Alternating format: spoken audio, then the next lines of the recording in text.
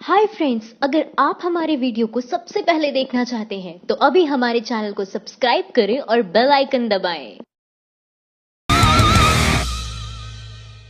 PM Modi से मिलने वाले डेलीगेशन में एक भी महिला नहीं। ये वही इंडस्ट्री है जो मर्दों की चड्डी भी महिलाओं से बिकवाती है। प्रधानमंत्री नरेंद्र मोदी ने 18 दिसंबर को फिल्म और मनोरंजन उद्योग के एक प्रतिनिधिमंडल से मुलाकात की। मुख्यमंत्री देवेंद्र फडणवीस के आवास पर हुए इस मुलाकात में अक्षय कुमार, अजय देवगन, फिल्म निर्माता रितेश सिधवानी, करण जौहर, फिल्म निर्माता गिल्ड के अध्यक्ष सिद्धार्थ रॉय कपूर, राकेश रोशन, रोनी स्क्रूवाला और केंद्रीय फिल्म प्रमाण बोर्ड के अध्यक्ष प्रसून जोशी आदि शामिल थे। खबरों की माने तो इस बैठक में मनोरंजन जगत की समस्याओं पर चर्चा हुई। पीएम मोदी ने इस बैठक की एक तस्वीर शेयर करते हुए लिखा है, फिल्म और मनोरंजन उद्योग से एक प्रतिनिधिमंडल के साथ व्यापक और उपयोगी बातचीत हुई। राहुल ने सलाह मशविरा करके प्रेस कॉन्फ्रेंस की, मगर मोदी तो पीसी ही नहीं करते, ये ज्यादा शर्मनाक है। कांग्रेस अध्यक्ष राहुल गांधी का एक वीडियो सोशल मीडिया पर वायरल हो रहा है, जिसमें पत्रकारों से बात करने जा रहे राहुल को ज्योतिरादित्य सिंधिया कुछ नसीहत देते नजर आ रहे हैं। वीडियो सामने आते ही लोगों ने राहुल गांधी की खिंचाई करनी शुरू कर दी है। केंद्रीय मंत्री स्मृति ईरानी और बीजेपी आईटी सेल के मुखिया अमित मालवीय तक ने मामले में कांग्रेस अध्यक्ष को लपेटे में लेने की कोशिश की है। राफेल पर एससी की तारीफ करने वाले शाह की सबरीमाला पर धमकी, कहा धार्मिक मामले में ना पड़े कोर्ट। रिपब्लिक टीवी के रिपब्लिक समिट 2018 में पहुंचे बीजेपी के राष्ट्रीय अध्यक्ष अमित शाह ने सबरीमाला मामले सुप्रीम कोर्ट के फैसले पर एक बार फिर टिप्पणी की है। रिपब्लिक टीवी के editor in chief Arnab Goswami ने जब अमित शाह से सवाल पूछा कि जब बीजेपी राफेल मामले में कोर्ट के फैसले को मानती है तो फिर सबरीमाला मामले में कोर्ट द्वारा दी गई महिलाओं के प्रवेश की अनुमति क्यों नहीं मानती। इस भाजपा के राष्ट्रीय अध्यक्ष ने कहा, राफेल डील पर सुप्रीम कोर्ट का फैसला भ्रष्टाचार सवाल के संबंध में था, जबकि सबरीमाला का मामला धार्मिक मामला है।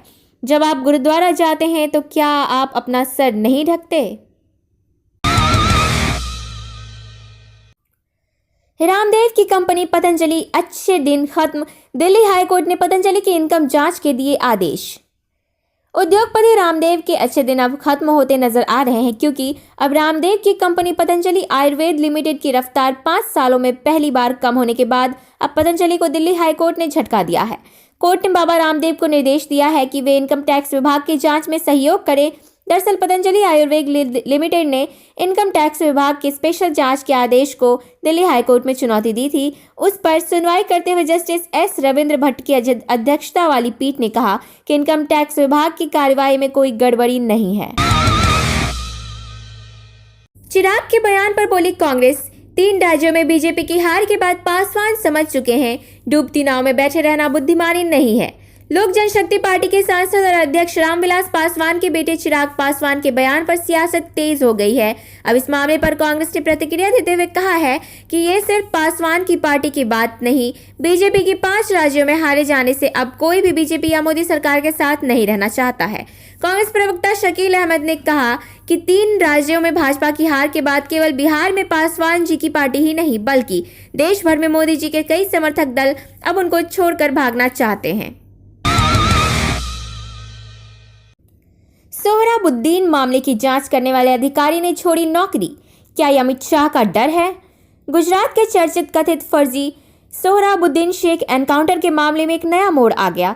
इस मामले की जांच कर रहे आईपीएस रजनीश राय ने नोट लिखकर नौकरी छोड़ने दी है। उन्होंने नोट में लिखा है कि उन्हें अब रिटायर्ड समझा जाए, मगर उनकी इस मांग को गृह मंत्रालय ने ठुकरा दिया है, जिस पर राय अहमदाबाद से के कैट में अपील की है। अब केंद्र और गुजरात सरकार को 10 दिसंबर को नोटिस जारी करते हुए 1 जनवरी 2019 तक जवाब मांगा है।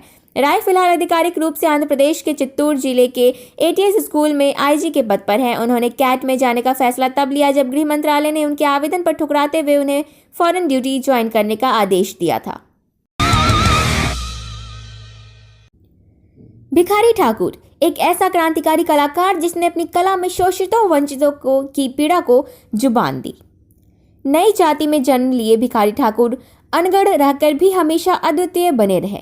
लगातार गरीबी, अपमान और भूख की जद्दोजहद के बीच भी उन्होंने खुद के व्यक्तित्व इस तरह निखारा कि आज भी बड़े बड़े कलावंत उनके सामने पानी भरें। वे जन्म से वे उपेक्षा के शिकार रहे। कुछ बड़े हुए तो पिता दल सिंगार ठाकुर ने स्कूल भेजना शुरू किया, लेकिन साल खत्म हो जाने के बाद भी उन्हें रामगति देहु सुमति लिखना नहीं आया। लिखना आता भी कैसे? स्कूल के मास्टर उनसे पढ़ाई नहीं बल्कि नाई का काम लेते। पढ़ना तो जरूरी था क्योंकि नाई को निमंत्रण पत्र पढ़ने होने थे। जैसे तैसे थोड़ा बहुत पढ़ना लिखना सीख गए। भिखारी ठाकुर ने प्रचलित नाटक से अलग खुद के नाटक लिखे, जिसे वे नाचा या तमाशा कहते थे। टीडीपी के बाद अब आरएलएसपी होगी महागठबंधन में शामिल। बीजेपी से नाराज कुशवाहा चले कांग्रेस की ओर।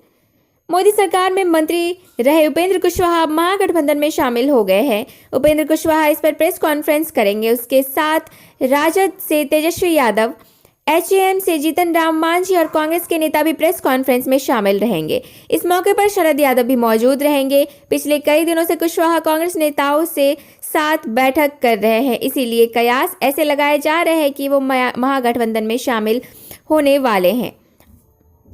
दरअसल बिहार में एनडीए की सीट बंटवारे को लेकर काफी खींचतान चल रही है। यही वजह है कि पहले उपेंद्र कुशवाहा ने एनडीए का साथ छोड़ा, फिर रामविलास पासवान के बेटे चिराग पासवान कांग्रेस अध्यक्ष राहुल गांधी की तारीफ की। इससे सियासी गलियारों में हलचल तेज हो गई है। पत्रकारों को धमकाते हैं हिंदू राष्ट्रवादी संगठन। पत्रकारों की हत्या के मामले में 5वां असुरक्षित देश भारत। रिपोर्ट। पत्रकारों के लिए भारत दुनिया का 5वां सबसे ज्यादा असुरक्षित देश बन गया है। स्वतंत्र पत्रकारिता के लिए काम करने वाली अंतर्राष्ट्रीय संस्था रिपोर्टर्स विदाउट बॉर्डर्स ने इस बात का जिक्र अपनी एक रिपोर्ट में किया है। भारत में साल 2018 में 6 पत्रकारों की हत्या और कईयों पर जानलेवा हमले हुए। रिपोर्ट में हिंदू राष्ट्रवादी संगठनों द्वारा पत्रकारों को धमकाने और सोशल मीडिया पर ट्रोल करने का भी जिक्र किया गया है। साथ ही ये भी कहा गया है कि भारत में पत्रकार डर के साए में जी रहे हैं। इस साल 6 पत्रकारों की हत्या के साथ भारत और अमेरिका एक ही पायदान पर है। अमेरिका में भी इस साल 6 पत्रकारों की हत्या हुई है। हालांकि वो इस लिस्ट में पहली बार शामिल हुआ है, जबकि ये संस्था साल 1995 से लगातार अपनी सालाना रिपोर्ट में पत्रकारों की हत्या, क्रूरता, उनके बंधक बनाने वगैरह पर अपनी रिपोर्ट पेश करती रही है। बिहार के पूर्व मुख्यमंत्री लालू यादव को कोर्ट से बड़ी राहत मिली है। दिल्ली के पटियाला हाउस कोर्ट ने पूर्व रेल मंत्री को आईआरसीटीसी घोटाला मामले में अंतरिम जमानत दे दी है। खराब सेहत से जूझ रहे लालू यादव वीडियो कॉन्फ्रेंसिंग के जरिए कोर्ट में हाजिर हुए थे। ईडी और सीबीआई की ओर से आईआरसीटीसी घोटाला मामले में दाखिल याचिका की सुनवाई पटियाला हाउस कोर्ट ने 19 जनवरी तक स्थगित कर दी। इससे पहले 6 अक्टूबर को कोर्ट मामले में राबड़ी देवी और तेजस्वी यादव को जमानत दे चुकी है। योगी सरकार ने काशी में तोड़े मंदिर। संजय सिंह बोले, योगी राज में बाबरशाही चल रही है और मोदी मौन बने हैं। पिछले दिनों समाचार चैनल ने कार्यक्रम में बीजेपी सांसद और केंद्रीय मंत्री महेश शर्मा ने एक बड़ा झूठ बोला था। उस झूठ की हकीकत सभी को पता है, लेकिन महेश शर्मा सच्चाई पर पर्दा डालने की कोशिश कर रहे हैं। इस चर्चा में आप सांसद संजय सिंह ने बीजेपी पर हमला करते हुए बताया कि वाराणसी में बीजेपी सरकार ने विश्वनाथ कॉरिडोर के नाम पर 36 मंदिर तोड़ दिए हैं और अयोध्या में 176 मंदिर तोड़ने का नोटिस जारी किया है। कार्यक्रम में आप संसद ने अपने फोन में टूटे हुए मंदिरों की फोटो भी दिखाई, मगर उस समय महेश शर्मा मानने को तैयार नहीं हुए। एनडीए छोड़ यूपीए में शामिल हुए कुशवाहा। तेजस्वी बोले, परिवार बढ़ रहा है, ये दिलों का गठबंधन है। बिहार में महागठबंधन हो चुका है। इस गठबंधन में आज मोदी सरकार में मंत्री रहे उपेंद्र कुशवाहा भी यूपीए में शामिल हो गए। इस मौके पर कांग्रेस नेता अहमद पटेल, शरद यादव और जीतन राम मांझी और राजद नेता तेजस्वी यादव भी मौजूद रहे। इस मौके पर तेजस्वी यादव ने कहा कि ये दलों का नहीं, जनता के दिलों का गठबंधन है, यह मुद्दों का गठबंधन है। तेजस्वी यादव ने बिहार महागठबंधन की अगुवाई करते हुए बिहार में महागठबंधन परिवार बढ़ रहा है, यह दलों का नहीं, जनता के दिलों का गठबंधन है, यह मुद्दों का गठबंधन है, किसानों और नौजवानों से नए करार का गठबंधन है, यह सामाजिक न्याय के प्रति नई प्रतिबद्धता का गठबंधन है। राफेल मामले पर वायुसेना प्रमुख ने बोला झूठ, मोदी सरकार के लिए सुप्रीम कोर्ट से सच छुपाया। वीरप्पा मोइली। कांग्रेस नेता वीरप्पा मोइली ने एयरफोर्स के चीफ पर कोर्ट में झूठ बोलने का आरोप लगाया है। उन्होंने कहा कि सरकारी दस्तावेजों के मुताबिक रक्षा मंत्रालय और वायुसेना प्रमुख हिंदुस्तान एरोनॉटिक्स लिमिटेड को भी शामिल करना चाहते थे। उस वक्त वायुसेना प्रमुख ने दसॉल्ट के साथ मिलकर HAL का दौरा भी किया और पाया कि वह विमान बनाने में सक्षम है। मुझे लगता है कि वायुसेना प्रमुख सही नहीं है, वह झूठ बोल रहे हैं और सच को छुपा रहे हैं। यूपीए में शामिल होने के बाद बोले उपेंद्र कुशवाहा, राहुल गांधी वचन के पक्के, कर्ज माफी कर दिखाया। आरएलएसपी अध्यक्ष उपेंद्र कुशवाहा आज एनडीए के साथ छोड़कर यूपीए में शामिल हो गए। इस मौके पर उन्होंने सबसे पहले कांग्रेस अध्यक्ष राहुल गांधी की तारीफ करते हुए कहा कि जिस तरह से मेरा अपमान होता रहा और पीएम मोदी चुपचाप सब देखते रहे, वहीं राहुल जी जिस तरह से उदारता दिखाते हुए हमारा स्वागत किया, हम उसका धन्यवाद देते हैं। कुशवाहा से जब पत्रकारों ने पूछा कि क्या उनकी पार्टी ने एनडीए के साथ सीट बंटवारे को लेकर छोड़ा है, इस पर कुशवाहा ने जवाब देते हुए कहा कि जिस वक्त सीटों के तालमेल के लिए बातचीत चल रही थी तो नीतीश कुमार ने मुझे नीच कहकर संबोधित किया। उन्होंने जैसे मुझे और मेरी पार्टी को बर्बाद करने की कसम खा ली है।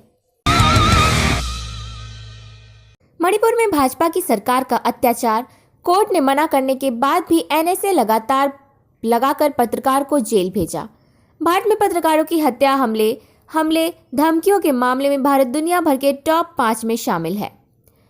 रिपोर्टर्स विदाउट बॉर्डर्स की सालाना रिपोर्ट में इसका जिक्र किया गया है। इसके अलावा भारत में पत्रकारिता और उस पर दक्षिणपंथी समूहों के डर की छाया पर भी विस्तार से रिपोर्ट में बात की गई है।